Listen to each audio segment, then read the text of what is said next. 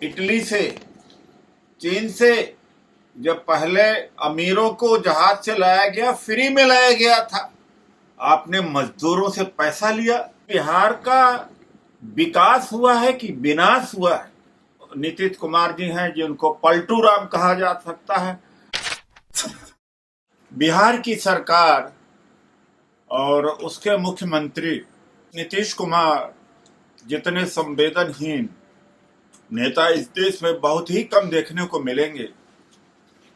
और जब छात्रों को उत्तर प्रदेश के मुख्यमंत्री कोटा से निकाल करके अपने प्रदेश में ले गए, तो एक तरह से नीतीश कुमार जी का विरोध था कि क्यों लॉकडाउन का उल्लंघन योगी जी ने किया। इसका मतलब है जो बिहार के मजदूर, छात्र और निवासी बाहर थे, उनको लाने में उनकी कोई रुचि नहीं थी और भारतीय जनता पार्टी के सहयोग से सरकार चला रहे हैं। और अभी तक उन्होंने कोई ठोस प्रस्ताव नहीं रखा था। 40 दिन हो गए थे कि बिहार के ही सबसे ज्यादा मजदूर हैं, उनको कैसे वापस लाया जाए, उनके खाने का, रहने की व्यवस्था के ऊपर कोई चिंता नहीं। इतना संवेदनहीन मुख्यमंत्री मैंने बहुत कम देखे हैं।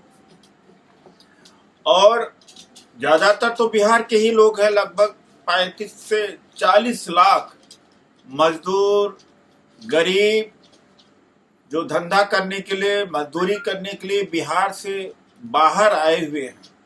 सबसे ज्यादा अगर जिम्मेदारी बनती है तो एक प्रदेश के मुख्यमंत्री की बनती है, वह है बिहार प्रदेश के मुख्यमंत्री का। पता नहीं 15 साल से क्या सुशासन रहा है इनका। बिहार में क्या मजदूर पैदा किए गए क्या? 15 साल किसी भी प्रदेश को विकास करने का बहुत समय है। 2014 के चुनाव के दौरान मोदी जी पूरे देश में बयान देते थे कि 60 साल कांग्रेस को दिया देश ने, 60 महीना दे दीजिए, भारत को बदल देंगे। यहाँ तो 60 महीने क्या 15 साल दिया गया। तो उसके बाद में भी बिहार की सूरत नहीं बदली। आज भी बिहार प्रदेश सबसे ज्यादा मजदूर और गरीब प्रोड्यूस करता है। तो बिहार का विकास हुआ है कि विनाश हुआ है, ये सवाल खड़ा होता है। मैं कोई राजनीतिक बयानबाजी नहीं कर रहा हूं, लेकिन जो व्यक्ति राज्य की सरकार को, लालू यादव को कहा कि यहाँ जंगल राज है, कोई विकास नहीं हुआ, उसका विरोध करके आने वाला व्यक्ति 15 साल तक लगभग कुर्सी पर रहता है, तो क्या परिवर्तन हुआ? और जिस तरह से टिकट के पैसे वसूले गए, जो अन्य प्रांतों से बिहार रेलवे से पहुंचाए गए हैं, उनके पास प्रमाण है। तो नीतीश जी को ख्याल नहीं आया, अब कह रहे हैं 500 रुपए देंगे हम टिकट का दे रहे हैं। अगर श्रीमती सोनिया गांधी 4 मई को यह कहा न होता कि कांग्रेस उन मजदूरों का टिकट का पैसा वहन करेगी, तो सारा पैसा वसूला जा रहा था गरीबों से। ये भारतीय जनता पार्टी और जनता दल यू की सरकार से मैं पूछना चाहता हूं कि ईरान से और इटली से, चीन से जब पहले अमीरों को जहाज से लाया गया, फ्री में लाया गया था, आपने मजदूरों से पैसा लिया।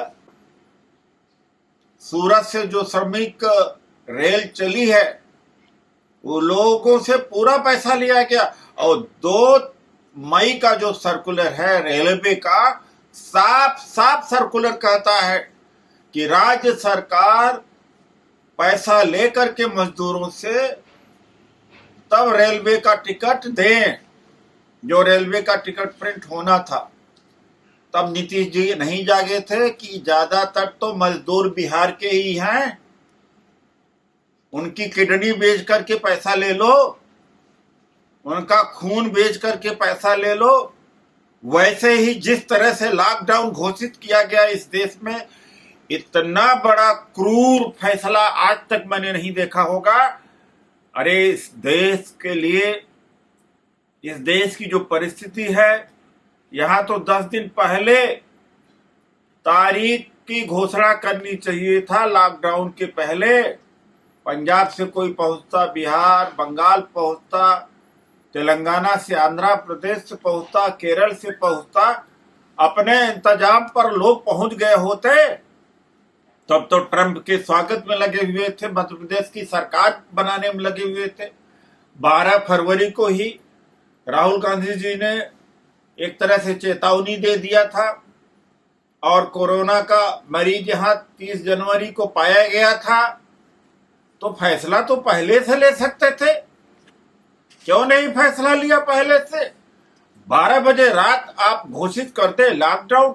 यह देश क्या स्पेन और इटली है, अमेरिका है? वहां भी ऐसा नहीं हुआ। सिंगापुर में 4 दिन का मोहलत दिया गया। इस देश में तो एक एक कमरे में 10-10 लोग हैं, कहां से सोशल डिस्टेंसिंग मेंटेन कर सकते हैं? इनको कम से कम 10 दिन का समय देना चाहिए था। यह बड़ा ही ऐतिहासिक क्रूर फैसला हुआ है। इस देश की जनता अजीब है, भाषण में आ जाती है, टेलीविजन के प्रचार में आ जाती है, गोदी मीडिया के प्रचार में आ जाती है, और ये भूल जाती है। वरना आप देख सकते हैं कि 700 किलोमीटर, 1000 किलोमीटर साइकिल से, पैदल चल करके लोग जा रहे हैं घर पर, रास्ते में मर भी जा रहे हैं, कुछ घर जाके मर रहे हैं। तब भी इस देश के अंदर अजीब सी खामोशी है।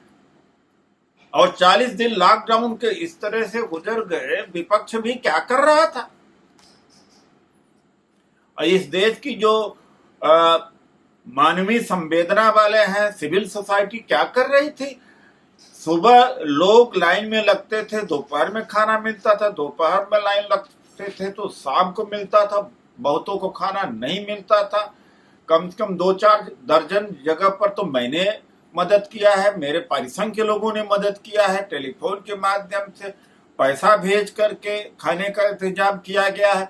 पीएम केयर में इतना पैसा क्यों इकट्ठा किया? जो रेलवे 151 करोड़ पीएम केयर में दे सकती है, वो रेलवे क्या 100 करोड़ रुपए का टिकट खरीद करके मजदूरों को घर तक नहीं पहुंचा सकती? ये क्या क्रूर मजाक है?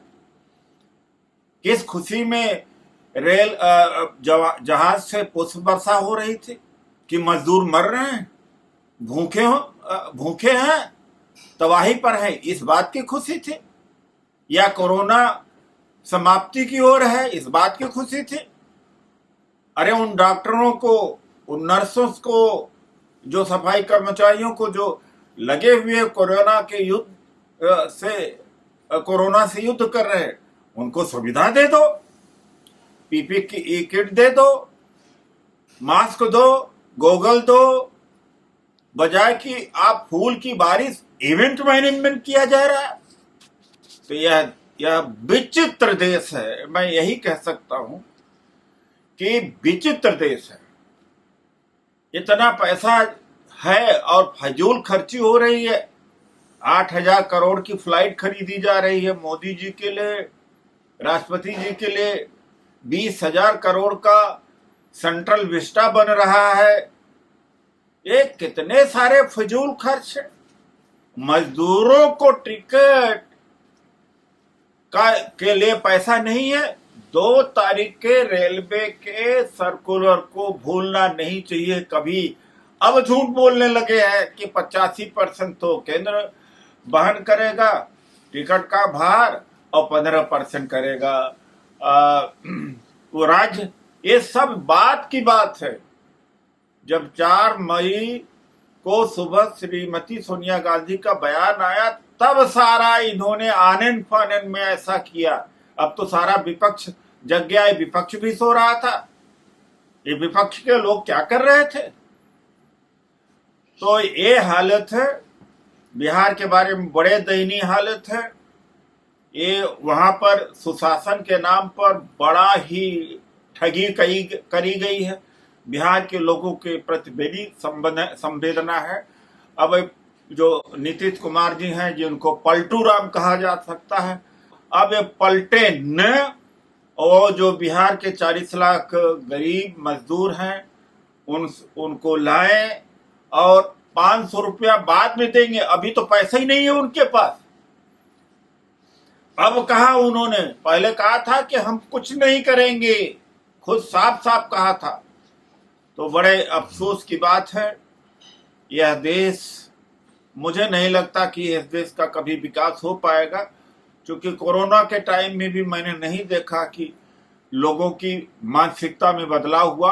कोरोना के समय में बल्कि उसकी आड़ में दलित उत्पीड़न बहुत ज्यादा हुए हैं, और जो एंटी सीए के एक्टिविस्ट थे उनको पकड़ करके जेल में डाला जा रहा है। जामिया की वो डॉक्टर जरगार, वो महिला प्रेग्नेंट है, उसको जेल में डाला गया। सरजील इमाम को जेल में, और कपिल मिश्रा Y+ कैटेगरी के साथ में घूम रहे हैं, सम्मान के साथ घूम रहे हैं। तो विपक्ष को निपटाने का काम किया जा रहा है लॉकडाउन के दौरान, यानी टारगेट किया जा रहा है और आवाज दबाई जा रही है। तो यह भी एक बड़ा मुद्दा है। और सुप्रीम कोर्ट को जबकि मजदूरों के मामले में आना चाहिए था, हस्तक्षेप करना चाहिए था, ऐसे मामले तो सुप्रीम कोर्ट ने कुछ नहीं किया, टाल दिया। और आरक्षण खत्म करने के लिए उनके पास में समय है। जो रूटीन के मामले हैं उनके लिए तो समय है, जो अति संवेदनशील मामले हैं उससे सुप्रीम कोर्ट का कोई मतलब नहीं है। तो बड़ा विचित्र इस देश की स्थिति है। अंत में मैं ये कहूंगा कि लॉकडाउन के जो नियम कानून हैं उनका पालन किया जाना चाहिए, और जो गरीब हैं, मजदूर हैं, देखें कि भूखे न मर पाए और खाली पेट न रहें, इसका इतना मानवता होना चाहिए। सरकारों से ज्यादा उम्मीद नहीं है। और अंत में केंद्र सरकार, सभी सरकारों से मेरा आग्रह है कि उनको पहुंचाया जाए। जिस तरह से लॉकडाउन हुआ है, मुझे नहीं लगता इस देश की अर्थव्यवस्था अब उठने वाली है, क्योंकि 10 दिन का समय देना चाहिए था। छोटा पूंजीपति व्यापारी भी व्यवस्था कर लेता कि आज हमें मजदूरों को रोकना है, एडवांस देना है। कोई तैयारी नहीं, कोई प्लानिंग नहीं, रात में नोटबंदी, रात में लॉकडाउन। तो इन्हीं शब्दों के साथ मैं फिर से अपील करूंगा कि कोरोना के खिलाफ हम सब लोगों को मिलकर लड़ना है। इसमें कोई राजनीति नहीं होनी चाहिए और कोई इवेंट मैनेजमेंट नहीं होना चाहिए। जो नियम कानून है उनका पालना किया जाना चाहिए। धन्यवाद।